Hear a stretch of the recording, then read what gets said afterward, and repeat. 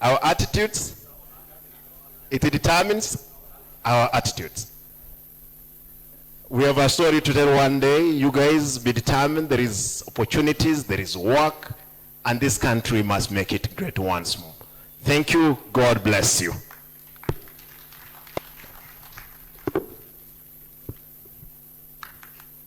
Hebu tumpigie gavana makofi.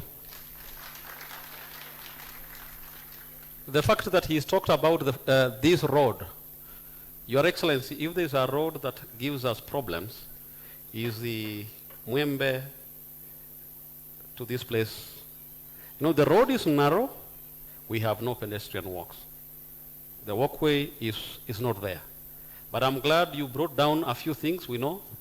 And I'm glad that you have said that you are going to do that, and including ensuring that in the neighborhood we have electricity and a floodlight. Makofi ya kilo tena kwa ajili ya mtukuka Governor wa Kisii. Thank you so much. We are still taking roll call. You are doing very well. May I now invite our chief guest. Yesterday I told you that we have a chief guest, and indeed by the grace of God he has arrived. Our chief guest is a lawyer by training, and so some of you who are there graduating today, chief guest will be having even a first class from the School of Law. It's rare to get that.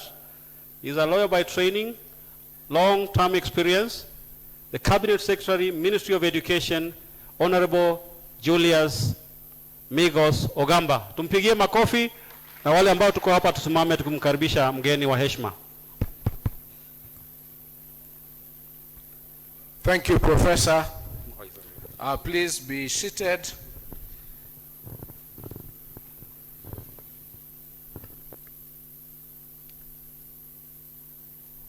Madam Chancellor, Dr. Sarah Ruto, our comments